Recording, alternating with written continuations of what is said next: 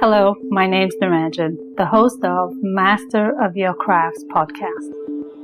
Learning from leaders who are continuously inspired, passionate, and driven to align with their soul purpose, sharing their gifts to bring healing to others. The music is composed by Rebecca Everett.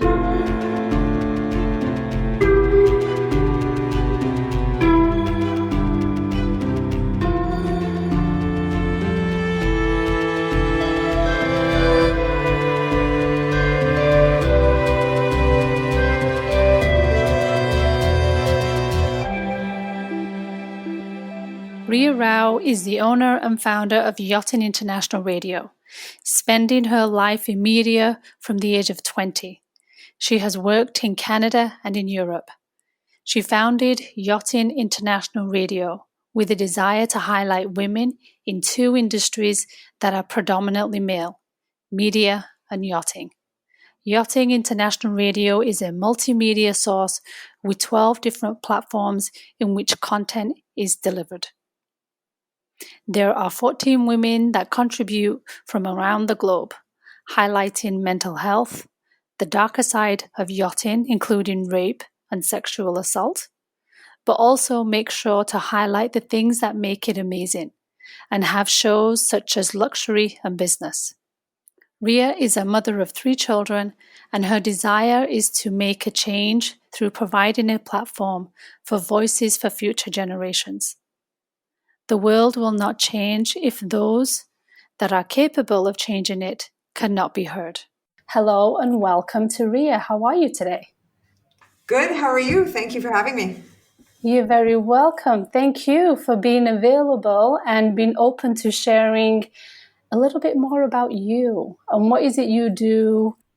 It started off as an online radio station, and it became much more than that when I realized that in order to reach the audience I was looking for, I needed to branch out across every ability of podcast and social media that ever existed on the face of the planet. So now it is really just media in general. It's video, it's podcast, it's social media. It's a combination of a lot of What was it that drove you into that industry and into that area? Was it just your own interest, or was it something you studied and went to school for? Like, what put you in that space? Well, I think when I was young, I was always interested in people and what made them tick, and facts and research. And so I got the opportunity to work at a newspaper, and that's where I started in media. And I found that I really, really loved every aspect of it, right from the layouts of the newspaper to the marketing, to the advertising, to the story writing, to the question asking. Every little bit of it was of interest to me. And I eventually set my sights on radio. I knew that that's where I wanted to end up, because there was just something fascinating about being able to reach out and talk to however many people all at the same time and feel like each one of them mattered individually at the same time. Yeah, it is. It brings out more curious questions for me. Definitely seen the change in the media world, even from television to radio to now podcasts, which are relatively new, I think, in the world. So what is it you've seen the shift in, and how do you feel that it's changed your perspective on what media really is? When I first started in media 30 years ago, it was real. It wasn't faked. There was no capability of becoming an expert within 5 minutes of Googling. When you had an expert on, or when you interviewed an expert, it was an expert opinion. The science didn't lie, or person that had studied the history, that was real. And questions were asked that were hard questions to answer, but they were answered, they were asked, and it was to the best of our ability and to the best of our knowledge. Nowadays, over that 30 years, I have found that journalism has gone from being factual to being whatever it is that the highest paycheck is paying for. So it's become very much more of a monetized industry than what it was before. Yes, completely. I mean, we always sold advertising. It didn't matter what form of media that you had. It was based on advertising sales, of course, but there was never a monopoly of a corporation that owned, vast majorities of the media. So you've got the Murdochs, and you've got these huge companies that literally own media straight across the face of an entire country. Now, they're going to be lobbying because ultimately they're in that in order to make a living and to make a lot of money. So they're going to be lobbying the government in order to get lower taxes, and those that are in favor of them as a corporation getting a better deal, well, they're going to be the ones that are putting the money behind that. So favorably in the media, that will be the party in which they support, which means that all of those people that are underneath them will also support that party. And that's not journalism. Right. So you've been doing this for so many years, and you've seen that shift from what was a factual story to now becoming a war against money and the highest bidder, and who can pay their way to getting the attention and the attraction that they're looking for. How does that define Rhea? And does it shape Rhea in a different way to how you deliver and how you put things forward now on your radio channels and outlets? I think I just continue to be exactly what I think it should be in the way it was 30 years ago. Yachting International Radio, it is designed to work for a certain industry, but it is not just about the luxury aspect. There are shows that cover the good, the bad, and the ugly. And there is no political affiliation. There is no politics. When there are politics within the industry, then what we do is we ask the questions, and we ask the questions to all sides, and everyone is going to be giving their answer and how they feel, or whether it's their expertise, whatever. But as someone asking the questions, my job isn't to judge or give my input. My job is to ask the questions, and that's it. Has that shaped you as not when you're wearing your interviewer hat or when you're in a position to ask those questions to be able to get to the truth and to get to the core of an issue or spotlight something specific? Outside of that, how has that defined Rhea in who she is? I look at everything with a little grain of salt, I assume now. I don't trust pretty much anything that I see coming across any screen or listening on any radio station or social media, newspapers, etc. It just depends on the source. And I think when you're sold a story, and when I say sold a story, literally a big, huge headline is being sold a story just as a consumer as you're walking down the street. I don't take that verbatim as I used to. And I think it's created a bit of distrust. But I think generally, straight across the board, it's not creating as much distrust as it should be within the entire human population. I think the human population have become a bit like cattle or sheep. We just kind of walk along and accept whatever's being told to us without questioning. We need to realize that it's just like our parents told us. There's no black, there's no white. There's kind of shades of gray. You take what's going on right now, and it really is black and white. There is one or the other. And there's a line down the middle that we've forgotten exists, and we can actually find that line. And that's probably where the truth really does lie. Have you been able to find your own truth within this industry of, I want to identify it as being your calling for what you're here to do?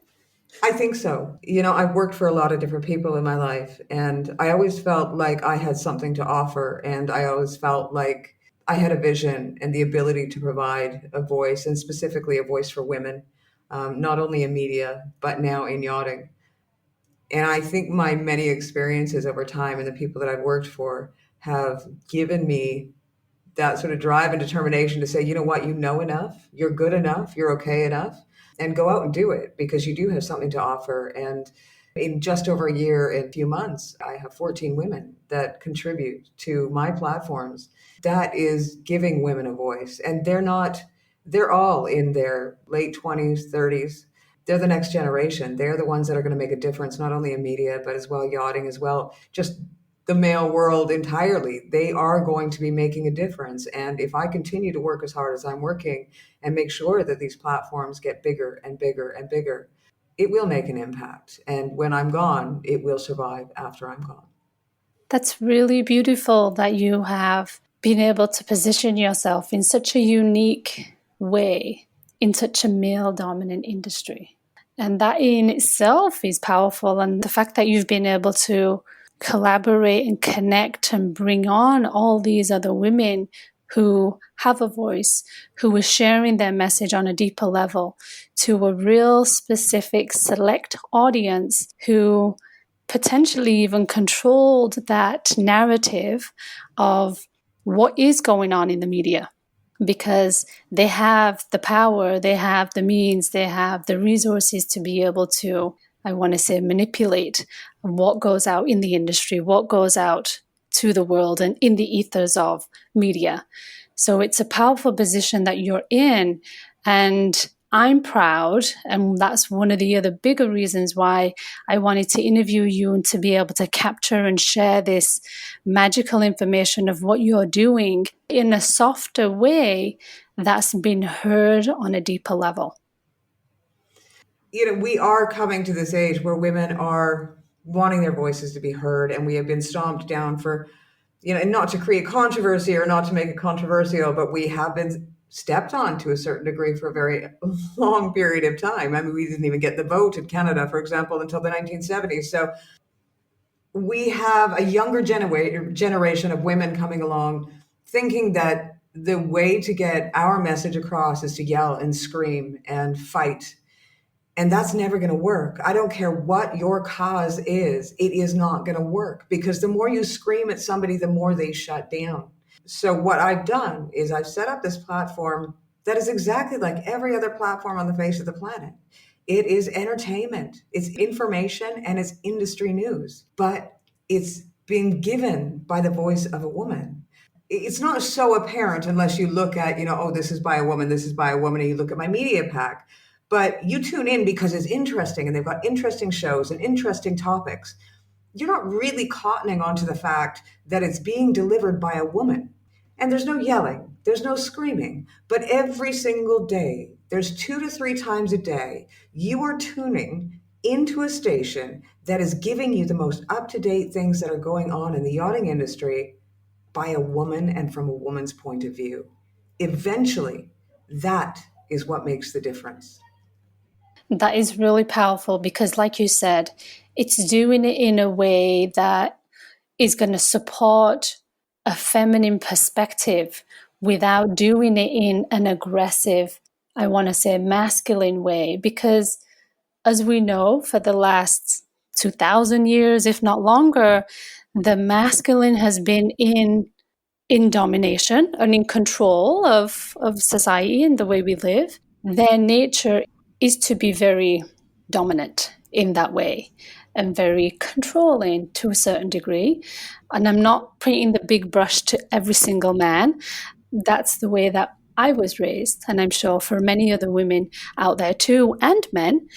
So I think to be able to have women being positioned to truly share their message, their feminine message, in a positive, authentic, and compassionate way.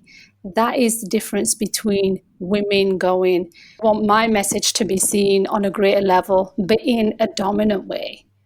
So I think there's really 2 very distinctive ways of how we can use the power, as a feminine way or in a masculine way, because we all own the same energy, a masculine and feminine in every single human being. It just depends on how we highlight those skills and highlight that energy. I think it's really powerful, and well done to you to crack into that space and open the lever, so to speak, to have that message of these women come in and be that voice. I grew up in a logging yard, and logging camps when I was a kid. So I've always been surrounded by men. I had men think that I was going to take over my father's logging company because I had the mannerisms that they thought would be a good leader. And unfortunately, I had a father that didn't believe a woman could do anything other than lead a kitchen. I learned how to work within those boundaries. I also learned that we don't have to steal somebody else's power in order to make ourselves strong. We are strong within ourselves. We just haven't found our own power. And I think that is, the louder someone screams, about how somebody else is taking from them. Sometimes it's time for reflection and to find what strength you have within yourself. And that's going to make you actually stand out more so than screaming at the top of your lungs. That's a really powerful piece that you shared in terms of doing some internal reflection. Be it you're a man, be it you're a woman, it doesn't matter. The world has changed on so many different levels, and it will continue to change. The evolution is in place. It's up to you and it's up to each of us of how we manage that process. If you want to go through it with a little bit more ease and grace, then be a little bit more reflective. Take that internal time to look at what the deeper messages are inside. And I think for a lot of women, because we are stepping into this power of the women, of the divine feminine, I want to call it, there's an element of possibly even confusion of what does that really look like for women. They think, oh yeah, women are in power, we get all this control and rah, rah, rah, and then the rally, so to speak, begins. It's almost like you can feel the difference between somebody who is operating from their authentic power versus their egoic power. And I don't know if you've come across that, especially in that industry, because I'm sure there are many men and women who want to be in the space of the yachting industry. I mean, it seems so glamorous, right? Well, I mean, it's straight across media as well. Media and yachting, and both are full of egos beyond belief. And you know what? It is what it is. Generally speaking, those people that have the biggest egos are the ones that have the least. You can pretty much tell them a mile off when they're coming up to you, is that, they want to be something so bad that they're willing to bend over backwards to make sure that people think they have something that they don't. And that's really a sign of insecurity, I think. When somebody has a huge ego, is they're insecure within themselves. I don't believe in ego, and I would rather be the one just sitting and facilitating for all these wonderful women around the face of the planet, because they are the next generation and they are the ones that are going to carry this forward and make the changes. But until that happens, I'm stuck. But hopefully that will change in the future. But yeah, there is a lot of egos, and it's difficult to deal with because, as I said, I was raised in a logging yard, and through the process of being raised that way, I seem to have lost a filter between my brain and my mouth. And a lot of the times, whatever I'm thinking comes out of my mouth before I actually know I'm thinking it. Right. But in the same token, at least we know we're going to get an authentic Rhea, right? There's not going to be any filter there that's going to make you second guess what is authentic to you. I have to say, throughout my whole life, many times I've applied for a job, and it's just continued. And people that haven't known each other, but it's with Rhea, what you see is what you get. There's nothing hidden. Maybe not everybody wants to have that kind of reputation, but for me, do you know what? I wouldn't want any other reputation. I think that's probably the highest form of compliment you could ever pay me. Absolutely. I totally agree. I think I'm pretty much the same way. It's off the cuff. There is no filter. Yes, there are elements of discernment before I will say certain things. But in the same token, if it's the first thing that comes out of my mouth or in my thoughts, I'm going to say it. It's honest and it's real. And I appreciate that. Yeah. And I think there are many people who do. And I'm sure the 14 women that you are, I want to say, nurturing through this process, taking them under your wing, supporting them and giving the encouragement that they can make a difference. The power behind what their message is will make a difference to, like you said, generations to come. I have zero doubt that that's not going to happen. Absolutely it will. It's an interesting journey, I guess. Well, I have to say I'm blessed as well, because these women, they've also taught me so much. And that's been absolutely amazing. When you start your own business and there are times where you feel like you've been thrown on your face and you're being dragged behind a truck somehow, and you're never going to be able to stand back up again. These women have been a support structure to me. So it's not me nurturing them as much as we are all nurturing each other and coming together with one voice, creating one future as a unit. That's beautiful. And I think that's so powerful. We are ultimately all one anyway. And this is me going on to my esoteric aspect of life. We all come from the same space. So the fact that we all gravitate together and we all naturally work together is an innate aspect of ourselves. I agree. We've got the whole together. So Rhea, tell me, you had shared earlier that your intentions with the media is to have women's voices heard and seen much more clearly in a more, I want to say, powerful and compassionate, feminine way through the media. Is there anything else that you're specifically focused, your full intentions are with not only the yachting industry, but maybe the media on a whole? What could, I guess, be your other aspect of your legacy that you want to leave behind? What I want to do is I want to also make an impact on the environment. And, women in the environment are two major things for me because I have been the victim of domestic violence. I have been raised in male-orientated life my whole life. I have 3 children, and I look at the way that women have been treated and the wage difference between men and women, and I look at the environment that I'm leaving to my children, and I think these are things that really need to be changed. And the only way we're going to do that is to talk about them and to get it out there and make it normal to talk about these things. Mental health is another big thing that I think is an issue that isn't addressed enough. If somebody is diagnosed with a mental illness, they're ostracized in many places, whether it be the yachting industry, whether it be media, it doesn't matter. They are made to feel worse than what they are. We're seeing an increase in suicides straight across the face of the planet. Media shows us this perfection that even those that we would term beautiful walking down the street are airbrushed and touched up when they go into a magazine. Everything is over edited. And for me, I wanted to create this platform that was just real. If I said too many times, or I had a bad hair day, or I stuck my mascara wand in my eye before I went on camera, so my eye's a bit red, it happens. It's life. I'm not going to edit that. I'm not going to spend hours making it perfect. I'm not going to edit out the occasional swear word. It's real. It's reality. And none of this reality stuff that you see on TV, because that's not reality. That's all scripted. I just wanted to create something where people felt comfortable talking about themselves, talking about their stories, being exactly who they were, so that generations coming up could see that and go, I can be that.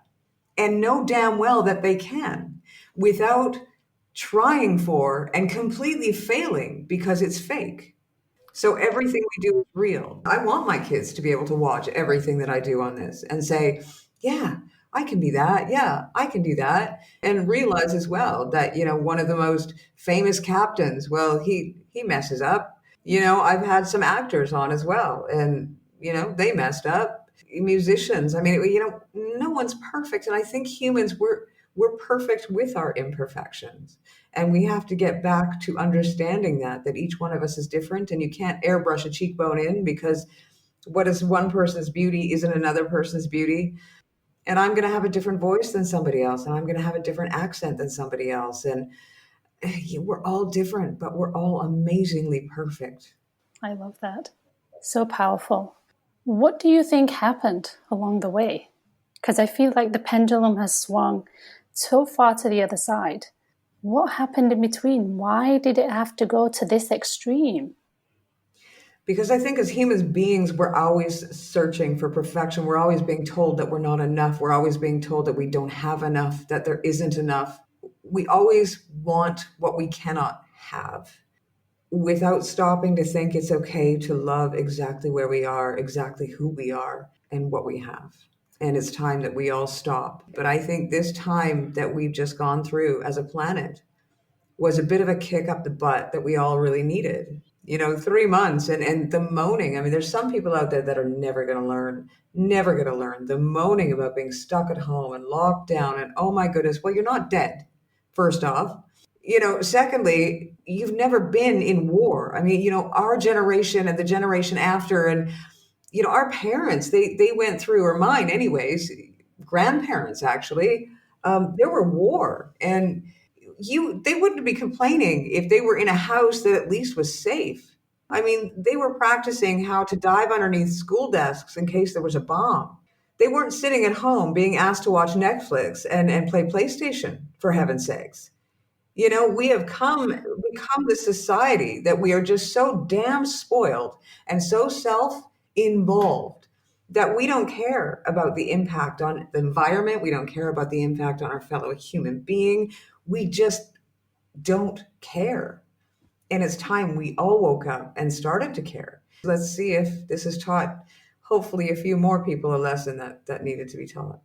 Well, fingers crossed, right? I guess those who needed that, what I call a 2x4 across the head, I just think we had it for the past 3 months or something. Well, you know what? The problem is I'm a strong believer in Darwinism as well. So I'm sort of hoping that kind of takes care of a bit of it along the way. Right? Absolutely. Yeah. I think Not so sure too. how spiritual that is, but yeah, you know, we all think that we're more important than the other person. And I think that if we all sit there and look at one another like equal human beings and that we all deserve the same amount of respect, we would have such a different world and we would be able to impact the government in such a stronger way instead of fighting each other. It kind of brings us back full circle to that aspect of what is media? What is the message that's being put out there? And how much of that are we controlled to? Following just because there's a crowd of people there and we're just going? Being curious enough in your own life to be able to step into your own sovereignty, to step into your own power of what is right for you. We're shaped from a very young age, and I think that's probably one of the biggest problems that we have. From the time that we can open our eyes and see those that are leading us by example, that's when we start to learn. And unfortunately, we have generations upon generations of people that are learning all the wrong things. And then when you start seeing it come from the top, then it makes it 10 times worse, because then those that at one stage may have been leaning a certain way would have been ashamed of their behavior, but they may still have had that behavior, but they would have realized it was something to be ashamed of. But when your leader or the person that you look up to tells you it's okay, that empowers you to be the wrong thing. It's not just in certain areas, it's across the face of the planet. It's, you know, we have to take back our planet. We have to take back our power as a whole, and not by stripping each other's power, but by stripping those that are telling us how we should live our lives. They need to have their power stripped. They really do. And the only way to do that is at the ballot box. I still kind of bring it back to one's own mental, emotional, and spiritual state. What does that look like? Regardless of how you've been raised in a very male-dominant industry, and I was to a certain degree too, even though I have my fair portion of women in my life, the world around us and the environments in which we've been raised in, as a child, as an adult, and even as elders, we ultimately sit in our own skin. We sit in our own soul. And when we sit in that chair and we look at our own internal reflection, that in itself should offer some insight and some balance. So your own mental and moral compass should surely come into play. From, yes, the external environment is there, but your internal equilibrium, your internal aspect of who you are, surely should contribute I think the to problem that. is, though, is that, like I said, we're taught from a young age that, you know, everybody has a different moral compass. And some people believe that whatever it is they're spouting is the right. That is their moral compass, that they are okay with that. And I think when you sort of are empathetic of nature and care for more than just yourself, you don't understand that. And it's hard to understand. But that's why we need to start having these conversations. And that's why we need to start having these platforms, is to be able to maybe shine a light on these people that think it's okay what they're thinking, and maybe reach them when they don't understand that they're being reached because they're indoctrinated, literally indoctrinated. We're talking generations of people that feel the same way, that have the same ideals, that have the same concepts. And you can't change that unless you do it. It's the same as advertising. It's the same as media. I call it Chinese water torture. It's just something, it's like a tiny little droplet of water in the middle of your forehead. You don't notice it, but it's there constantly. So if we're trying to change hearts and minds and ideas and ideals and concepts, we have to be out there, not shouting, as I said earlier, but every day, just that little bit of kindness, that little bit of let's do this, a little bit of let's do that. And if you're always there consistently, you will change people over time. But it takes time because the planet didn't get where it is today in a result of a couple of years. We're talking generations. It goes to stand that it's going to take generations to change it as well. But if a large percentage of us are doing the best job that we can every single day, there may be hope yet. At least I have to believe that. Absolutely. And I'm sure you're coming across it on your media streams, because I know I'm seeing a shift in a wide range of demographics, rallying and supporting for the planet and for the species and nature, something that we have lost so quickly and so easily, and dismiss it because it's not shiny and brand new when it's got a $100,000 media campaign behind it or anything like that. It's the law that governs us. Well, what's really interesting in the yachting industry is that when the pandemic hit, yacht sales dropped. The yacht sales new builds that didn't drop were catamarans that were solar powered. So all of a sudden we started seeing a huge shift in how people were purchasing their $1 million toys or some of the $1 billion toys. They were going to more sustainable. I mean, the yachting industry as a whole has really embraced the idea that, they want to save the planet. They want to look after the planet better. We're seeing that shift, how they're dealing with their gray water, their wastewater, how they're dealing with surplus food. It's become a very conscious industry. Whereas years ago, it wasn't. It was all about excess. And now it's not so much anymore. And that's such a wonderful thing because human nature, we always look up to those, the stars or the rich people or those that have the most in order to determine what it is that we need to value. If we see people doing this with the yachting industry, then maybe others will start to follow that. I often look and I often see the more we have is not necessarily an indication of an easier way of life. It's potentially the opposite. So those who live the most simplest way of carrying out their life are the ones who are really liberated. I'm sure that you've seen it, a fisherman on the coast. Sometimes it's based in Spain, other times it's based in France. A wealthy man from the US comes up to him and the fisherman is sitting on the beach and he's smoking a cigarette and having a cup of coffee and chilling out. But the guy says to him, well, why aren't you fishing? And he says, well, I fished. Now I'm done. I've made enough to, buy my coffee and got enough for dinner tonight and we're good. And the guy says, well, why don't you work all day and then you can buy more boats? And, it kept on going like this. And then, the guy from the US said, and then you can have a fleet of boats and then you can afford to relax. And the fisherman looked at him and said, well, that's what I'm doing now. Why would I'm already doing that. I'm making enough every single day to provide for my needs. I get to spend as much time as I want with my family. I get to enjoy my children. I'm enjoying my life. I have a roof. I have everything I need. Why would I go through all of that to become a wealthy man with a ton of headaches and a ton of boats just to live exactly the way that I'm living right now? That makes absolutely no sense. I get that. And you are so right in that. Sometimes the less you have means that the less headache you have as well. Absolutely. I think it's so easy to be caught in it because, like you said, yes, we're surrounded by it, media on so many ways. We've got to have this and we've got to have that. And all those pieces come into play so much. I truly believe having less truly is more. Yeah. Yeah, I wouldn't mind a vacation once a year. But other than that, I'm pretty happy. Yeah. Yeah. I have 3 healthy kids, and, I have my own business, and I have a roof over my head, and I can feed my kids, and, well, you know what? Who needs anything else?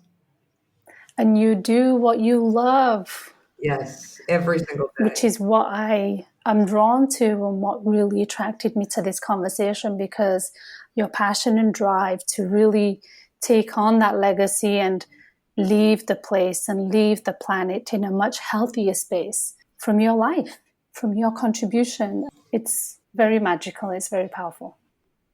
Well, thank you. I think it's something that, everybody should strive to do, really, to do your best to make a change before you're gone. Rhea, what a delightful conversation. Well, thank you for having me. I really enjoyed it. It's always lovely talking to you, though. Yes, you too. You too. We always have some interesting conversations, but I'm glad we were able to capture this one and to be able to share it. So, wholeheartedly, thank you so much for taking the time and sharing aspects of your world, and especially your legacy and what you do to position women in a powerful way to be able to make a change in the world. So, thank you for doing that. Thank you for having me. And I just wanted to say one thing. You know what? It never ever matters how old you are. You are never too old to live your dream. And we all come into our own at certain stages in life. And, I have a 25-year-old daughter who 3 years ago was saying to me, everybody else is doing a million things and I'm not doing anything. And I've always told her, honey, you will be you at the time you're meant to be you. I didn't start doing this until I was 47. But that was the right time for me. I had lessons to learn and I had experiences to experience. So just because you're not doing X, Y, and Z at any given age, it doesn't mean that you're in the wrong place. It just means that you have more lessons to learn before you're in the right one. Thank you so much, Rhea. I really appreciate it. And we will chat again. Yes, for sure. Well, thank you for having me. I'm Naranjan, and you've been listening to Master of Your Crafts podcast. Please subscribe, rate, and review, and join me next week for another episode. Thank you for listening.